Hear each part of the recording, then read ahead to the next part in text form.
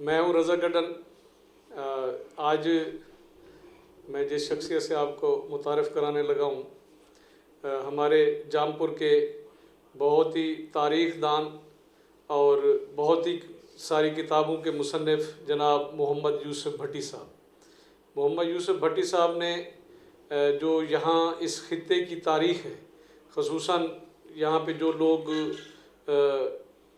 ہندو آباد تھے، مختلف مذاہب کے لوگ تھے، جام پور شہر کے پرانے کے رہنے والے، ان کی جو خاندان ہیں، ان کی جو نسلیں ہیں، اور ہمارے ساتھ شہر کے ساتھ جو دلو رائے ٹھیڑ ہے، اس کے اوپر جو ان کی کتاب ہے، اسی طرح بہت ساری کتابیں جو ہم ان کی اپنی زبانی آج آپ کو سنوائیں گے، وہ ان سے پوچھیں گے۔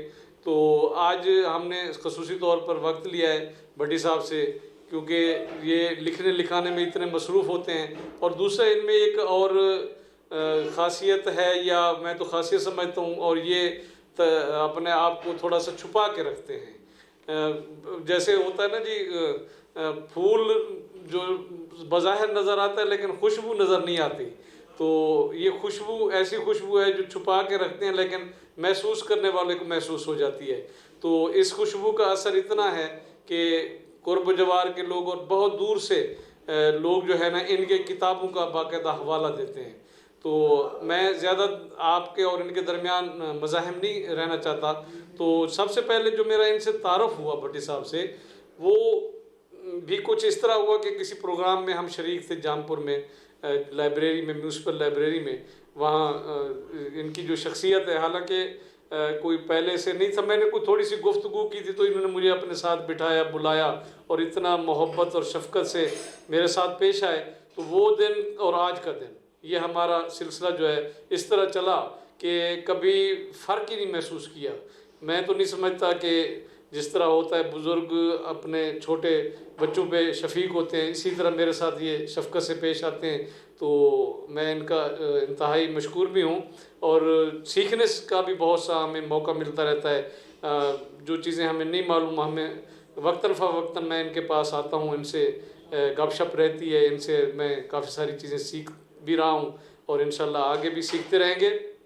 تو میں نے سمجھا کہ آپ کو بھی ان سے ملاقات کراتے ہیں۔ تو آج کی ہماری جو ملاقات ہے وہ جناب محمد یوسف بھٹی صاحب سے ہے۔ محمد یوسف بھٹی صاحب سے جو میرا پہلا سوال ہے، ان کی جو بھٹی اور ان کی جو پہچان ہے، اس کے ساتھ ایک خاص لفظ بھی استعمال کرتے ہیں۔ تو بھٹی صاحب سب سے پہلے میرا پہلا سوال یہ ہے کہ آپ اپنا تعارف جو بھٹی کے ساتھ کوئی خاص لفظ لگاتے ہیں وہ کیا ہے؟ عرض یہ ہے کہ میں قوم بھٹی سے تعلق رکھتا ہوں، اور بھٹی کی 60 گوتوں میں سے ایک گوت کالے ہے، اور کالے گوت کا تعلق جو ہے پانی پت کے ایک علاقہ کڈل سے ہے۔ تو ہمارے آبا و اجداد کا قدیمی تعلق جو تھا وہ پانی پت کا علاقہ کڈل پور تھا، پھر نوتک محمید، پھر جام پور۔ اچھا، جب آپ جام پور تشریف لائے، آپ کے جو پیچھے آبا و اجداد تھے، تو ایک جو بھٹی چوک مشہور ہے جام پور میں، تو وہ بھی آپ کی قوم سے متعلق یہ نسبت ہے؟ اس کی جو تاریخی پس منظر ہے، جب میں نے تحقیق کی تو یہ حقیقت سامنے آئی کہ بھٹی قوم کے وہ افراد، یعنی کہ ہمارے خاندان کے لوگ، جب سکھوں نے ملتان پہ حملہ کیا اور قتل و غارت کی، تو ہمارے خاندان کے اکثر مرد وہاں پہ شہید ہو گئے، اور زیادہ تر عورتیں اور معصوم بچے اپنی جانیں بچا کے ڈیرہ غازی خان جانے کی بجائے وہ جو آج کل ریکڑا، بستی ریکڑا بولے جاتے ہیں، وہاں پہ وہ آ کے انہوں نے اپنی جانیں بچائیں۔ پھر اس کے بعد نوتک محمید کا قصبہ اس سے زیادہ ترقی یافتہ تھا، تو وہاں پہ وہ آ گئے۔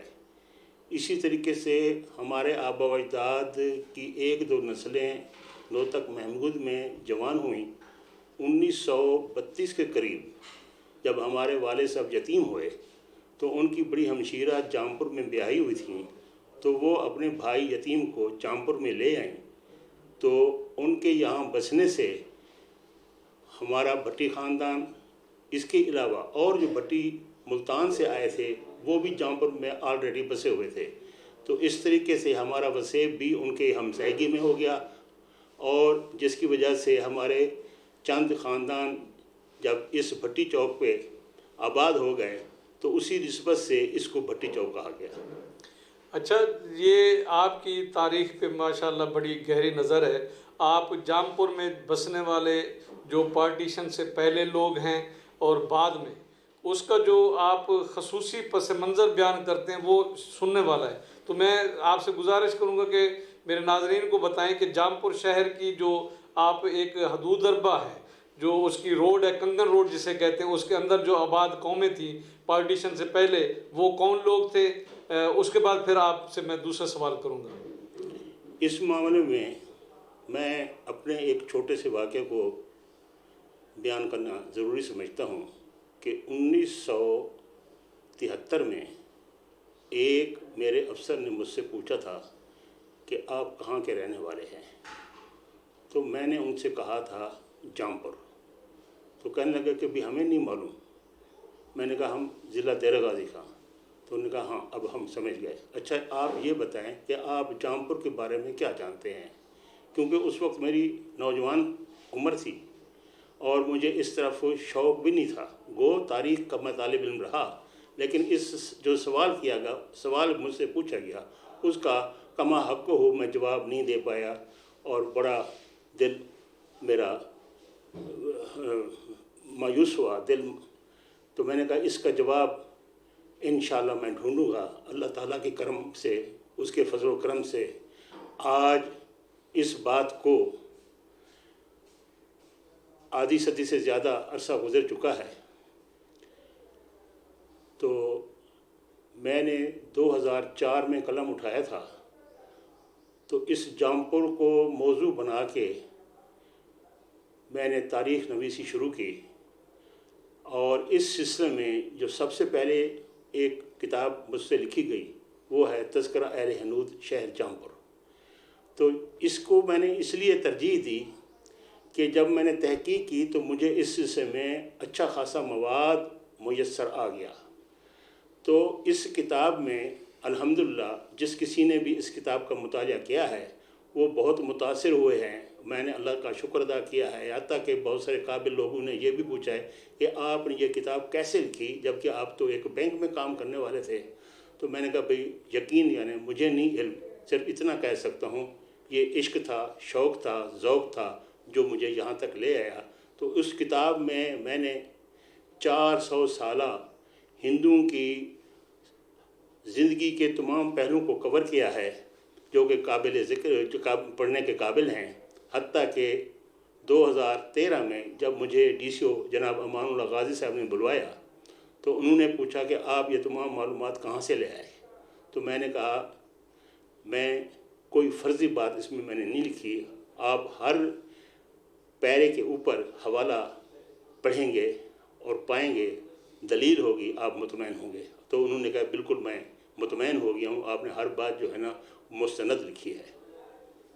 اچھا، آپ نے بیچ میں ذکر کیا ہے کہ آپ جب ملازمت کرتے تھے بینک میں تو کتنا عرصہ آپ نے نوکری کی، اور تھوڑا سا ذاتی سوال ہے، اور کب آپ ریٹائرمنٹ لے کے پھر اس شوق کی طرف مائل ہوئے؟ الحمدللہ کالج سے فارغ و تحصیل ہونے کے بعد میں جب کراچی میں 1969 گیا تو وہاں میں نے سیمی گورنمنٹ کا ایک محکمہ ہے گورنمنٹ ٹرانسپورٹ، اس میں نے بحیثیت جونیئر کلرک کام کیا، سینئر کلرک وہاں پہ پروموٹ ہوا۔ پھر اس کے بعد میں نے کراچی کو خیر بات کہا، ملتان آیا، ملتان میں نے نیشن سیونگ جوائن کی، یہاں پہ میں نے 32 سال سروس کی اور 14 مراکز میں بحیثیت نیشن سیونگ آفیسر کے میں نے کام کیا۔ بطور بینک آفیسر تو ماشاءاللہ پھر تو آپ کی اس وقت تنخواہیں بھی اچھی ہوں گی، یا ابھی آپ نے کافی ریٹائرمنٹ کے بعد پیسے کافی سیو کیے ہوئے ہوں گے؟ ذاتی سا سوال ہے، میرے خیال میں شاید آپ جواب دے دیں۔ نہیں آپ کھل کے بات کریں، بالکل کھلے الفاظوں میں مجھ سے پوچھے، انشاءاللہ تعالی وہی کچھ بتاؤں گا جو سچ ہے۔ اصل بات یہ ہے کہ بھی یہ قومی بچت جو ہے یہ بینک نہیں ہے، یہ نظامت قومی بچت کا ایک دفتر ہے جس میں میں ملازم تھا۔ یہاں کی تنخواہیں جو تھیں وہ بینکوں کے مقابلے میں بہت کم تھیں، لیکن تنخواہ کا زیادہ ہونا یا کم ہونا میرے لیے مسئلہ نہیں تھا۔ کیوں؟ اس لیے کہ اللہ تبارک و تعالیٰ کا لاکھ لاکھ شکر ہے، اس نے میری طبیعت کے اندر ایک غنا پیدا کیا ہوا ہے۔ میں ہر چیز سے غنی ہوں۔ صرف میں نے اپنا ایک اصول جو مجھے ایک سید صاحب نے بتایا تھا کہ 2 روٹیاں 1 دھوتی باقی سب بکواس، اس اصول پہ میں اپنی اس وقت تک زندگی گزار رہا ہوں۔ تو جو کچھ مل جاتا ہے وہ میرے لیے بہت ہی غنیمت ہے اور میں اس پہ قناعت کرتا ہوں۔ اچھا، کہاں آپ کراچی جیسے اس وقت 1969 میں آپ وہاں کراچی میں رہتے تھے، اور اس کے مقابلے میں دیکھیں تو جام پور آج بھی ایک چھوٹا سا شہر ہے، تو اس ڈیفرنس کو آپ کے بچوں میں اور آپ میں کوئی ایسی فیلنگز تو نہیں ہے کہ آپ کراچی نہ چھوڑتے ادھر نہ آتے؟ اس سوال کا جواب، جس وقت میں کراچی میں تھا تو میری مرحومہ مسز نے مجھے کہا تھا کہ آپ کراچی کو نہ چھوڑیں، تو میں نے ان سے کہا تھا کہ نہیں، ایسی بات نہیں ہے۔ آپ جو اشارہ کر رہی ہیں وہ یہ ہے کہ کراچی کا ماحول جو ہے وہ بہت ہی پڑھا لکھا ہے، سویلائزڈ لوگ ہیں، لیکن میں اکیلا ہوں۔ میرے بچے جو ہیں نا وہ اپنی زمین سے، اپنی جنم بھومی سے محروم ہو جائیں گے، ان کو پتہ نہیں چلے گا کہ وہاں پہ ہمارے آبا و اجداد، ان کی قبریں، ہمارے رشتہ دار کون ہیں۔ تو اس جذبے نے میں نے وہاں سے نوکری سے استعفیٰ دیا اور ملتان آ کے جوائن کیا۔ اچھا، ملتان بھی ایک تاریخی شہر ہے، وہاں پہ رہتے ہوئے مقصد ہے آپ کا اٹھنا بیٹھنا ان لوگوں میں ظاہر ہے۔ آپ جام پور سے کالج کی سطح کی تعلیم اس وقت حاصل کر کے گئے ہیں، تو ماشاءاللہ یہ میرے خیال میں بہت بڑی اچیومنٹ ہے۔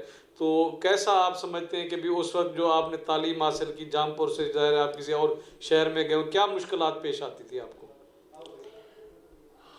ہر دور میں ہر مشکل آسان نظر آتی ہے۔ جب وقت گزر جاتا ہے اور آسانیاں سامنے آ جاتی ہیں تو وہ پہلے والا دور جو ہے نا مشکل نظر آتا ہے، لیکن قدرت کا یہ نظام ہے کہ ہر دور میں آدمی ایڈجسٹ ہو جاتا ہے۔ میں نے سکول زندگی سن 65 تک گزاری، اس کے بعد کالج لائف آئی میری۔ تو اس سارے دور میں اللہ تعالیٰ کی مہربانی ہے، میں ہر نہیں بلکہ 5ویں جماعت میں، 8ویں جماعت میں اور 12ویں جماعت میں نے سرکاری اسکالرشپ ون کیا تھا، اور اسی اسکالرشپ کے بل پوتے میں نے تعلیم جاری رکھی۔ جہاں تک کہ ملتان میری اپوائنٹمنٹ ہوئی تھی، وہاں پہ میں نے زندگی نہیں گزاری۔ تاہم جہاں تک جام پور اور ملتان کا تعلق ہے، تو جیسے ملتان تو اس میں مورخین اتفاق کرتے ہیں کہ وہ قدیم ترین شہر ہے، 5000 سے زیادہ اس کی قدامت بتائی جاتی ہے، لیکن جہاں تک جام پور کا تعلق ہے اس کو ابھی صرف 800 سال ہوئے ہیں۔ لیکن اس میں ایک قدر مشترک جو ہے نا، جو میں نے تحقیق کے دوران پائی، وہ یہ تھی کہ وہاں پہ جیسے بڑے اعلیٰ شان عمارتیں ہیں، اسی طریقے سے جام پور میں بھی اعلیٰ شان بہترین ڈیزائن کی عمارتیں ہیں۔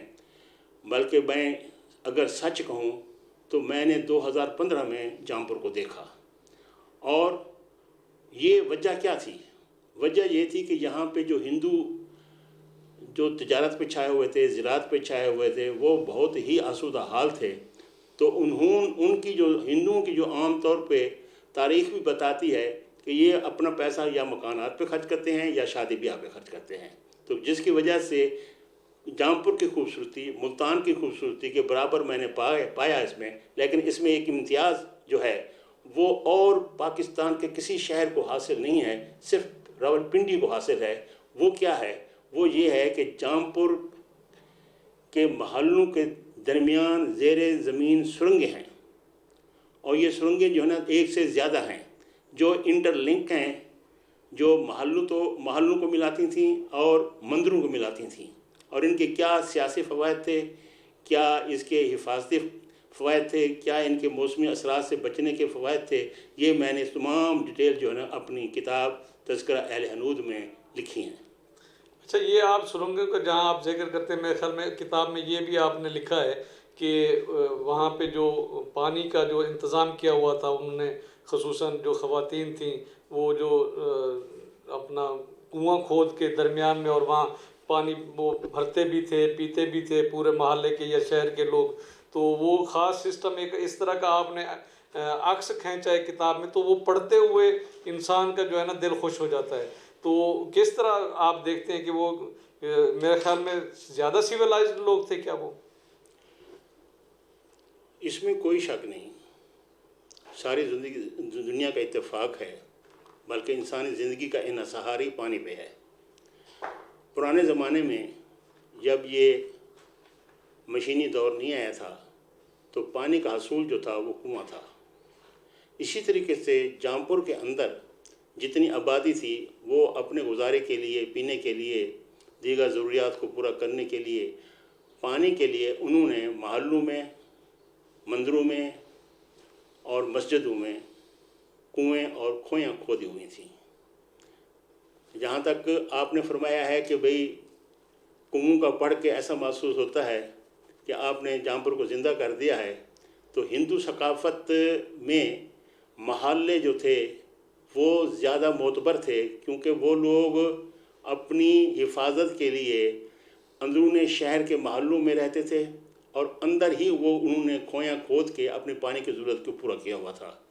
پھر آپ اگر جام پور کو دیکھیں یا میری کتاب کے اندر جو فوٹو ہیں ان کو دیکھیں تو وہاں پہ محلے سے بڑے محلے کو ویڑھا کہتے ہیں، تو اس ویڑھے میں بھی کھویاں تھیں، اور کھوئی کے گرد آتن تھے، جہاں عورتیں بچے کھیلتے بھی تھے، گفتگو شادی بیاہ کی باتیں بھی کرتے تھے، چرخہ بھی کاٹتی تھیں، اور پانی کی جو رسد ہے، سپلائی ہے، ضرورت ہے، وہ بھی وہاں سے بھر کے اپنے گھروں کے لیے پورا کرتے تھے۔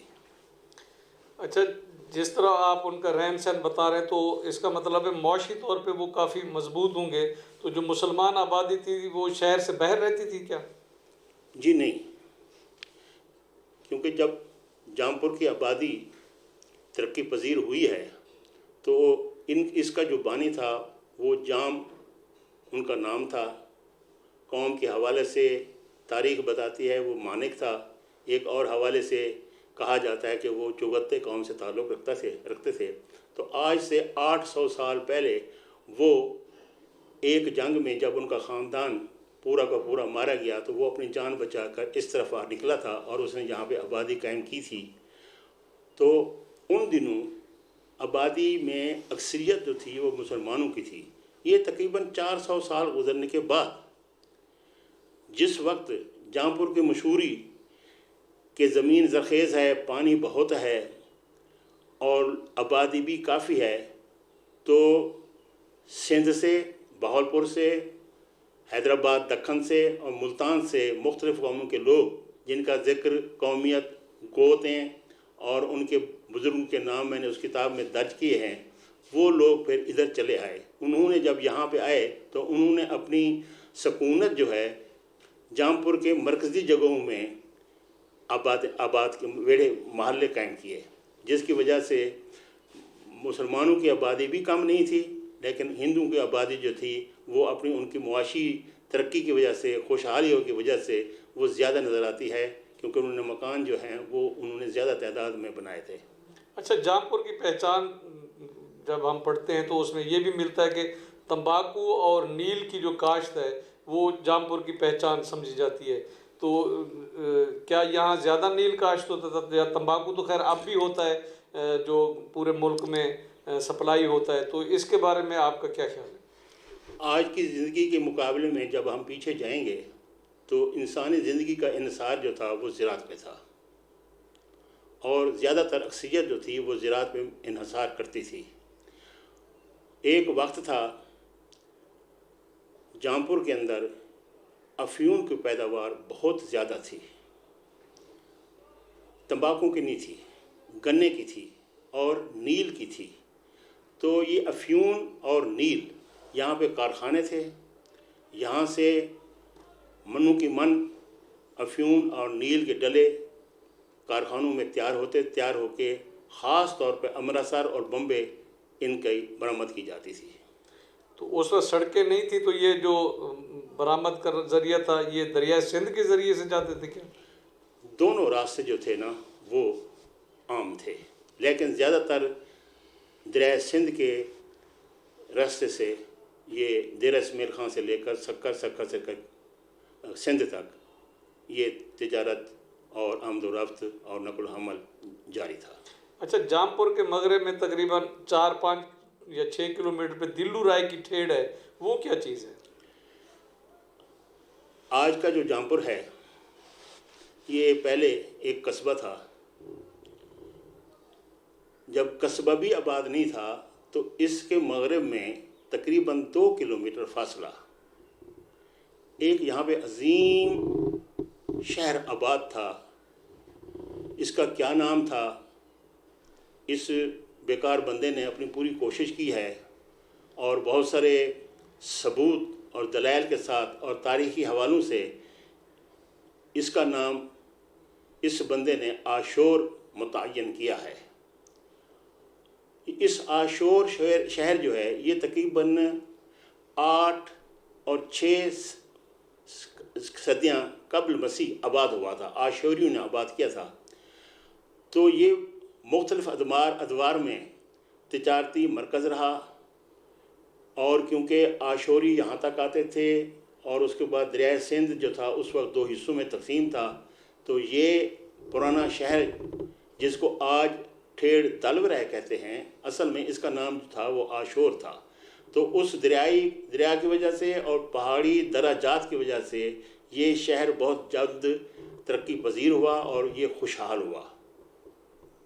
اچھا، اس کے اگر ہم اور مغرب کی طرف جائیں تو داجل کا جو قصبہ ہے اس کی جو زیادہ پہچان ہے وہ اس کی جو گائے ہے یا اس کا جو بیل ہے وہ پہچان زیادہ رکھتا ہے. کھیر پیڑے بھی تھے کسی زمانے میں، میرے خیال میں آج تو خالص نہیں ملتے. تو کیا وہ جام پور سے زیادہ ترقی یافتہ تھا یا وہ گزرگاہ تھی، کیا تھا اس کا تاریخی کیا حیثیت ہے؟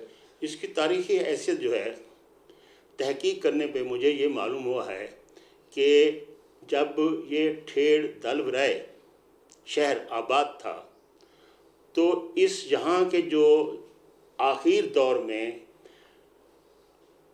جین مت کے علاوہ بدھ مت تھے. بدھ مت کے بعد یہاں پہ کثرت جو آبادی ہوئی وہ ہندو کی تھی، اور وہ ہندو جو تھے داجل شہر میں آباد ہو گئے تھے. داجل شہر کی جو قدامت ہے وہ جام پور سے 400 سال پرانی ہے. وہاں پہ ہندو کیونکہ زیادہ تھے اور وہ علاقہ بارانی تھا، تو بارانی علاقے میں زیادہ تر انحصار جو ہے وہ بارش پہ ہے یا پھر جانوروں پہ ہے. جانوروں کی جو دودھ ہے وہ ان کے لیے زندگی تھی، اور وہاں پہ کیونکہ سخت گرمی پڑتی ہے ان دنوں وہاں پہ بھینسوں کا رواج نہیں تھا، نہ بھینسیں وہاں پہ پانی کی قلت کی وجہ سے زندگی گزار ہو سکتی تھیں. تو وہاں پہ گائے اور بھینس تھیں، اور وہاں پہ بہترین نسل پالی جاتی تھیں، اور وہاں پہ دودھ کی کثرت کی وجہ سے لوگ کیونکہ دودھ کو بیچنا آر سمجھتے تھے، مٹھائی کو بنانا اور مٹھائی کھانا اور مٹھائی کو تحفے کے طور پہ دینا باعث فخر سمجھتے تھے.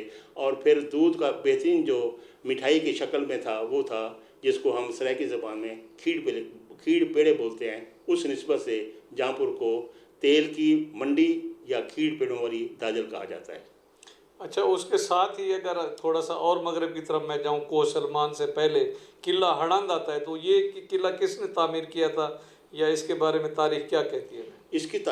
اس کے بارے میں جو مستند تاریخ ہے وہ یہ ہے کہ ملتان میں جب ہرناکش پرہلاد کا باپ راجا تھا تو اس نے ان 2 پہاڑی دروں چھاچھڑ اور کہا یہاں سے حملہ آور اس علاقے میں داخل ہوتے تھے، تو اس نے اپنی ریاست کو، اپنی راجدھانی کو بچانے کے لیے یہاں پہ ایک قلعہ تعمیر کیا تھا. بعد میں اب کیونکہ ٹائم نہیں ہے میں تفصیل سے بتاتا، 3 قلعہ جات اور بھی مختلف جگہوں پہ بنائے گئے. یہ چوتھا قلعہ ہے جو سکھوں نے یہاں پہ بنایا اور اس کے جس کو آثار ہیں. لوگوں کا ذہن قلعہ ہڑند کی طرف تو جاتا ہے لیکن اس کی قدامت کی طرف نہیں جاتا. یہ 1739 کے بعد بنا ہوا ہے, 1839 کے بعد بنا ہوا ہے. مقصد زیادہ قدیم نہیں ہے. یہ قدیم نہیں ہے لیکن اس کو قدیم جو ہے نا کم علمی کی وجہ سے گردانا جاتا ہے. اچھا, تو یہ حملہ آور جو آتے تھے وہ کیا یہ, کیونکہ اگر ہم دیکھیں تو پیچھے ہم اس کے بلوچستان آتا ہے, بلوچستان کے پیچھے ایران ہے, اور یہ جو ترک اور مغول وہ کیا لوگ ادھر سے آتے تھے, افغانستان سے آنے والے جو حملہ آور تھے وہ یہاں سے حملے کرتے تھے؟ بلوچوں کی آمد جو ہے وہ 15ویں صدی اور 16ویں صدی میں ہوئی ہے. اس سے قبل جو تھے چنگیزی اور تاتار اور منگول کوہ سلیمان کے ان دروں سے, پشاور سے لے کر چھاچھڑ تک کے دروں سے ہندوستان کے اوپر حملہ آور ہوتے تھے, اور اس کی وجہ سے جو دامان میں رہنے والے لوگ ہیں وہ عام طور پہ بربادی کا سبب بنتے تھے. اچھا, وہ اس زمانے میں بھی لوگ باہر سے آ کے لوٹ کے چلے جاتے تھے میرے خیال میں. اب یہاں پہ جب لوگ رہتے ہیں اب بھی وہ ویسے کہ ویسے ہی لوٹ رہے ہیں, تو فرق کوئی نہیں پڑا. فوج کے بارے میں یہ بات طے ہے کہ جب فوج مارچ کرتی ہے تو راستے کے تمام آبادیوں کو وہ برباد کرتی ہے. وہاں کی غذائی پیداوار کو اپنے قبضوں میں لے لیتی ہے, وہاں کے لوگوں کو اپنا غلام بنا لیتی ہے یا فوج میں داخل کر لیتی ہے. تو اس طریقے سے ہمارے یہ لوگ جو تھے متاثر ہوتے تھے. پھر جب 15ویں اور 16ویں صدی میں جہاں کوہ سلیمان میں بلوچ آ کے آباد ہوئے تو وہ لوگ بھی پہاڑ میں رہنے کی وجہ سے, زرعی زمینیں نہ ہونے کی وجہ سے عام طور پہ ڈاکہ زنی کرتے تھے, جس کی وجہ سے ان کی شہرت جو ہے نا آج تک اچھی نہیں ہے. اچھا, یہ آپ نے بتایا اب تو میرے خیال میں تھوڑا سا آبادی مکس ہو گئی ہے, لیکن شاید وہ پرانی نسل کا اثر پڑتا رہتا ہے. تو ہمارے جو سیاستدان ہیں وہ آج بھی انہیں زیادہ تر ٹرائب سے تعلق ہے, تو وہ اپنے آپ کو بلوچ کہلوانا, وہ ووٹ تو یہاں سے لیتے ہیں لیکن کہلواتے بلوچ ہیں. وہ کہتے ہیں ہم سرائکی نہیں ہیں. تو وہ اسی طرح کی ذہنیت ان کے وہ جو لوٹ مار والے پہلے تھی وہ اب بھی باقی ہے کیا؟ دیکھیں, جب کوئی عادت راسخ ہو جاتی ہے تو اس کے اثرات جو ہے نسلوں تک باقی رہتے ہیں. بلوچ لوگ قبیلوں میں بٹے ہوئے تھے, ان کے سردار, ان کے قبائلی سردار جو ہے نا ان کی رہن سہن اور ان کے انتظام کو سنبھالتے تھے. انگریز دور میں خاص طور پہ رابرٹ سنڈے مان نے آ کے اس علاقے میں تمنداری نظام قائم کیا اور ان کو اختیارات دیے, جس کی وجہ سے تعلیم نہیں تھی, اختیارات زیادہ تھے, عوام ان پڑھ تھی, جس کی وجہ سے وہ لوگ جو ہے نا انحصار کرنے لگے کہ یا ہمیں وظیفہ ملے یا ہم جو ہے نا جہاں جائیں لوٹ مار کر کے اپنا گزر اوقات کریں, جس کی وجہ سے ان کے ذہن, ان کی طبیعت راسخ ہو گئی کہ ہمارا حق ہے ہم جیسے چاہیں, اور آج تک اس کا اثر ہے. آپ اپنی بات مکمل کریں بھٹی صاحب, بہت مزہ آ رہا ہے. یہ بات لمبی ہو جائے گی تو مختصر یہ ہے کہ آج ہمیں 75 سال ہو گئے ہیں. تمنداری نظام جو ہے اس وقت خصوصی طور پہ ہمارے دیر جات میں اور پورے پاکستان میں وڈیرہ شاہی چودراہٹ بہن ہیں وہ اس کے غمازی ہیں. تو آپ آج کل سیاسی شعور میں ذرا تبدیلی آ گئی ہے تو آپ اچھی طرح سے اس کو ویٹ کر سکتے ہیں کہ وہ لوگ ویسے کہ ویسے ابھی تک اسی باپ دادا کی لکیر پہ ہیں, اڑے ہوئے ہیں کہ ہم تمندار ہیں, ہم چودھری ہیں, ہم سردار ہیں, ہم خان ہیں, جبکہ ان میں قابلیت نہیں ہوتی, اہلیت نہیں ہوتی. تو یہی ہماری ناکامی کا زیادہ سبب ہے. ناظرین, آپ دیکھ رہے ہیں بھٹی صاحب کی گفتگو میں جو تاریخی حوالے ہیں, میرا دل نہیں کرتا کہ اس گفتگو کو ہم منقطع کریں. میرے خیال میں آپ کی دلچسپی بھی بتا رہی ہے کہ آپ اس کو آگے مزید سننا چاہتے ہیں. تو اس کے لیے میرے خیال میں بھٹی صاحب سے گزارش کروں گا کہ کبھی اور وقت دیں, ہم اس کے لیے ایک اور سیشن رکھیں گے, کیونکہ جو تاریخی حوالے بھٹی صاحب ہمیں بتا رہے ہیں وہ یا تو ان کی کتابوں میں ملتے ہیں یا ان کی زبانی ہمیں سننے کو ملتے ہیں. تو بھٹی صاحب سے کیونکہ تھوڑا سا ان کا ذاتی تعارف بھی ہمیں مقصود تھا، تو پوچھنا میں یہ چاہ رہا تھا کہ بھی آپ نے ریٹائرمنٹ لائف گزار رہے ہیں، تو آپ کے بیوی بچے اور اس طرح کا جو سلسلہ ہے وہ کیا کس طریقے سے چل رہا ہے؟ الحمدللہ میں نے اپنا اصول بتایا ہے کہ 2 روٹیاں اور 1 دھوتی. جو تنخواہ ملتی تھی وہ میرے لیے کافی شافی تھی. پھر اس کے بعد یہ کتاب قلم کا میرے اندر ایک قدرتی طرف سے ذوق شوق تھا. جیسے کہ پہلے اشارہ کر چکا ہوں کہ میں نے 5ویں جماعت میں، 8ویں جماعت میں، 10ویں جماعت میں اسکالرشپ ون کیا تھا. تو وہ ذوق شوق جو تھا، جس وقت کراچی مجھ سے سوال پوچھا گیا تو وہ اس کو زیادہ مہمیز ملی. اور 2004 میں نے قلم اٹھایا تو یہاں پہ میں اضافہ کرتا چلوں. وہ مجھ سے پوچھا نہیں گیا، لیکن میں نے دل کہتا ہے کہ سامعین کو، ناظرین کو یہ بھی بتاتا چلوں کہ ان 18 سالوں میں اللہ تبارک و تعالیٰ کے کرم و فضل سے میری 21 کتابیں ہیں، جن کا عنوان میں ابھی یہاں پہ دہرا دیتا ہوں. پہلی کتاب جو ہے وہ بہت لحد ہے. دوسری کتاب تذکرہ اہل حنود ہے. تیسری ٹھیڑ راجہ دلو رہے ہے. چوتھی قصہ قصبہ بخارا شریف ہے. ایک نوتک محمید پہ ہے. جامپور کو پر کتاب جامپور وہ اس وقت تک مکمل ہو چکی ہے لیکن چھپی نہیں ہے. ہمارے جامپور کے جو بنیادی آباد کار ہیں وہ قوم جکھڑ کے افراد ہیں. بلکہ عام طور پہ عام لوگ یہی کہتے ہیں کہ ان لوگوں نے آ کے جامپور کی بنیاد رکھی تھی، جبکہ یہ لوگ 100 سال بعد میں آئے تھے. اور یہ شاہی خاندان ہے تاتار تغلق. تو ان کے 2 افراد جناب ملک جادم اور ملک سجاور خان گجرات سے تو محمد تغلق سے اختلاف کر کے یہاں پہ تشریف لائے تھے. انہوں نے یہاں پہ آ کے آبادی کو وسعت دی تھی. تو ایک کتاب میں نے ان کے اوپر لکھی ہے. کتاب کا نام ہے حال سفر، ایک خاندان ترک تاتار مغل تغلق. ایک اور کتاب ہے کیا ہوا وہ جو شہر تھا دیرا پھلندہ سیرا. ایک اور کتاب ہے ہمیں ناز ہے، ہم سب جامپوروں کو، اہل جامپور کو اور پورے پاکستان کو ناز ہے کہ مملکت پاکستان کو ایٹم بم کے میدان میں جس شخص نے لا کے کھڑا کیا وہ جامپور کے ڈاکٹر محمد عبداللہ خان تھے، جنہیں سن 65 کی جنگ کے بعد صدر پاکستان محمد ایوب خان بحر سے یہاں پہ لے آئے تھے اور ان کے لیے پوسٹ خالی کی تھی، اس کو فنڈ دیا تھا. انہوں نے ہی یہ طلباء پیدا کیے اور وہ طلباء کی تعداد جو ہے نا آخر کار ایک دن ایٹمی دھماکے کی شکل میں پاکستان کو ایٹمی طاقت بنا گیا. اسی طریقے سے ایک اور کتاب ہے ندا کی صدا قافلہ حسین. حضرت سید احمد سخی سرور کے اوپر بھی میں نے کتاب لکھی ہے. اپنا جو آبائی قصبہ ہے نوتک محمید، اس کے اوپر بھی میں نے کتاب لکھی ہے. اسی طریقے سے ایک اور کتاب ہے جو کوٹ طاہر سے لے کر رجحان کے کن تک تاریخ ضلع راجن پور، جس میں ہر دور کا ذکر بھی ہے اور یہاں اس علاقے کے اندر جتنی شہر اور قصبے آباد ہوئے ان کے بانیان کب تھے اور کن حالات میں ان کی بنیادی رکھی گئیں، اس کی تاریخ بھی اس میں درج ہے. اللہ حاضر کیا اسی طریقے سے 21 کتابیں ہیں اور اللہ نے چاہا، اللہ تعالیٰ مجھے دعا فرمائے، اللہ تعالیٰ مجھے توفیق بخشے، میں ان کو کتابوں کو مکمل کر کے چھپوا کر آپ کی خدمت میں چھوڑ جاؤں.